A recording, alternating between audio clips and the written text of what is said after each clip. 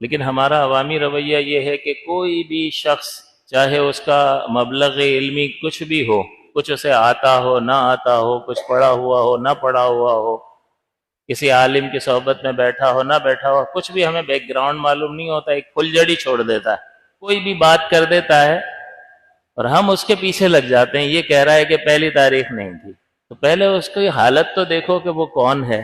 اور جب آپ کو بھی تو آپ کے علماء نے بتایا، ان پہ کوئی بھروسہ نہیں ہے، اور یہ ایک اجنبی شخص آ کر ایک بات کہہ دیتا ہے تو آپ لگ جاتے ہو بھائی میری بحث ہو گئی ہے۔ ابھی صبح ہی ایک بندے کو سمجھایا میری بحث ہو گئی ہے، تو میں نے اس کو کہا کہ آپ کیوں بحث کر رہے ہو؟ عوام کا تو کام ہی نہیں ہے بحث کرنا، اور یہ تاریخ کا ثابت کر کے فائدہ کیا ہے کہ پہلی کو ہوئی تھی یا پہلی سے پہلے ہوئی تھی یا 30 کے بعد ہوئی تھی، کیا حاصل ہے؟ کچھ بھی نہیں۔ ہاں، حضرت عمر رضی اللہ تعالیٰ عنہ کی سیرت کی کتاب آپ نے پڑھی ہے؟ ان کے زندگی کے حالات پڑھے ہیں؟ تاریخ پتہ کر لو اور اس بندے پر غالب آ جاؤ، جیت جاؤں میں۔ یہ ہمارے رویے ہیں۔ لہٰذا عوام کے لیے درس یہ ہے کہ اب یہ سوشل میڈیا کا دور ہے، کوئی بھی کچھ بھی کہتا رہے گا، لیکن آپ اپنے علماء سے رابطہ کریں اور وہ جو کہیں اس پر اعتماد آپ کو کرنا چاہیے۔ خود آپ سوچ لو کہ ہمارا متصل سلسلہ ہے، ہم سواد اعظم ہیں، اور نبی کریم صلی اللہ علیہ وسلم نے فرمایا کہ میری امت گمراہی پر جمع نہیں ہوگی۔ تو جب امت کا اکثر حصہ کسی بات کو کر رہا ہو تو وہ گمراہی نہیں ہو سکتی، کیونکہ نبی کریم نے فرما دیا۔ تو ہمارا سلسلہ تو متصل ہے، ہم نے جن اساتذہ سے پڑھا وہ سلسلہ متصل نبی اکرم صلی اللہ علیہ وسلم سے جا کر مل جاتا ہے، اور کوئی بھی بیچ میں سے کھڑا ہو کر کوئی بھی بات کر دیتا ہے جس کا نہ سر ہے نہ پیر ہے نہ اس کا کوئی سلسلہ ہے، تو اب غور کیجئے کہ عقل کیا کہتی ہے کہ کس کی بات ماننی چاہیے، کس کی بات کو اہمیت دینی چاہیے۔ اگر یہ کہتا ہے میری بات کو اہمیت دینی چاہیے تو تمہارے تقوی اور تمہاری پرہیزگاری اور تمہارے علم پر تو سینکڑوں سوالات ہیں، اور وہ بزرگان دین باز آ جائے اور نماز پڑھنا شروع کر دے۔ تو وہ غالب دور تھا، نیکیوں کا دور تھا، اور اسی لیے حضور نے یہ بھی فرما دیا خیر القرون قرنی، کہ سب سے بہترین زمانہ میرا زمانہ ہے، ثم الذین یلونہم، پھر ان کا جو اس سے میرے زمانے سے ملا ہوا ہے، ثم الذین یلونہم، پھر ان لوگوں کا زمانہ ہے جو اس سے ملا ہوا ہے۔ حضور کا زمانہ ہے، صحابہ، تابعین، تبع تابعین، یہ قرون اولیٰ یہ بہترین ادوار تھے، اور ہمارا سلسلہ وہاں سے چل رہا ہے۔ تو کون اس بات کا زیادہ مستحق اور حقدار ہے کہ اس کی بات پر اعتماد کیا جائے؟ علم، ورع اور تقوی، مہارت، قرآن و حدیث کو گہرائی کے ساتھ سمجھنے میں ان کا کوئی ثانی نہیں تھا، اور یہ 4 کتابیں اردو کی پڑھ کے کوئی بات کر دے تو کوئی موازنہ بنتا؟ ہمارا سلسلہ متصل ہے اور یہ دم کٹا ہوا ہے۔ تو اس لیے عوام کو جو ان کے رہنما علماء اہل سنت جو بتاتے ہیں اس پر اعتماد چاہیے۔ ہر چیز کی تحقیق عوام نہیں کر سکتی ہے، بلکہ ان کو یہ چاہیے کہ جو چیز شریعت آپ سے مطالبہ کرتی ہے اس کو آپ نے سیکھ لیا ہے یا نہیں سیکھا تو وہ فرض ہے، اور فرض کا ترک حرام ہوتا ہے، اور حرام گناہ کبیرہ ہے، تو اس کی طرف کوئی توجہ نہیں ہے۔ ایک بندہ کوئی بات کر دیتا ہے تو ہم اس کے پیچھے لگ جاتے ہیں۔ تو اس آج کل کے دور کے اعتبار سے یہ جو کلمات میں نے آپ کی خدمت میں ذکر کیے، یہ راہنما کی حیثیت رکھتے ہیں کہ ایک عام آدمی کیا کرے۔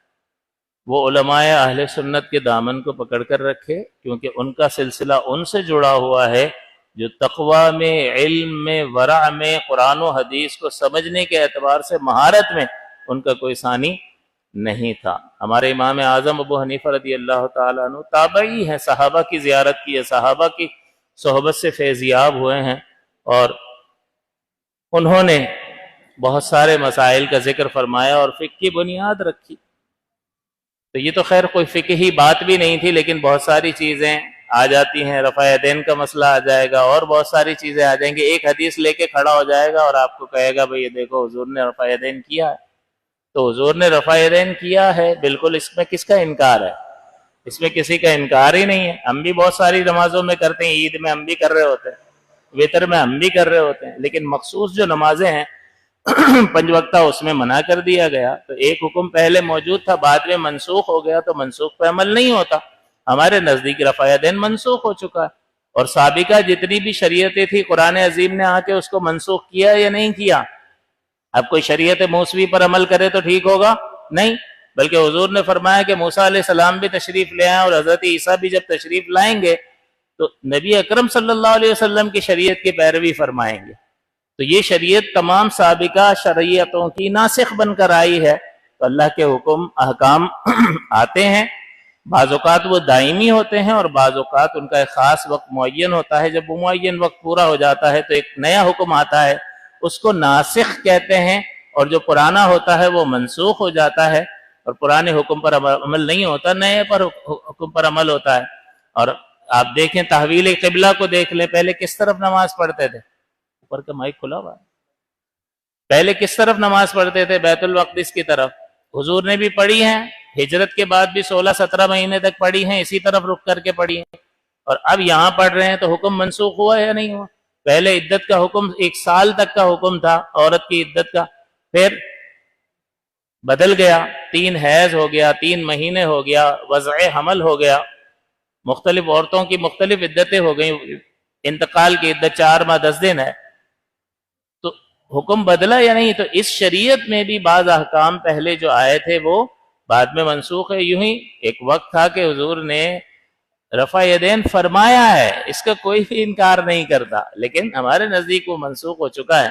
تو اب اس گاڑی بحثوں میں آپ تو عوام تو نہیں پڑھ سکتی ہے، تو کیا کرے گی بھائی؟ ہم اپنے علماء کے پیچھے چلیں گے، جو علماء نے ہمیں بتایا ہے۔ یہ 2 اردو کی کتابیں پڑھنے والا کیا جانے اور کیا اس کی حقیقت، کہ اپنے علماء کا دامن تھام کر رکھو جن کا سلسلہ متصل ہے۔ یہ سلسلہ متصل ہے، یہ یوں ہی لفظ نہیں بول رہا ہوں، جن کا سلسلہ جڑا ہوا ہے، نبی اکرم صلی اللہ علیہ وسلم تک پہنچتا ہے، وہ رسی پکڑ کے رکھو، وہ سواد اعظم کے رسے پکڑ کے رکھو، اور اس سے الگ تھلگ رہ کر کے جس نے نئی نئی چیزیں ایجاد کر لی ہیں جو پہلے کبھی دیکھنے میں نہیں آئیں، اس پر آپ کا اعتماد اور اعتقاد ہو سکتا ہے، اس پر زندگی گزاری جا سکتی ہے۔ تذبذب میں رہے گا اور مر گیا تو پھر اس کو پتہ چلے گا کہ اس نے کیا کیا ہے، بیڑا غرق اپنا۔ تو بہرحال اس سلسلے میں عوام کے لیے یہ مشورہ ہے، اور جو علماء کی قدر جانتے ہیں ان کے لیے حکم ہے کہ وہ اگر اپنی عافیت چاہتے ہیں اور اپنی تباہی، خود کو تباہی سے بچانا چاہتے ہیں، تو انہیں اس مشورے پر عمل کرنا چاہیے۔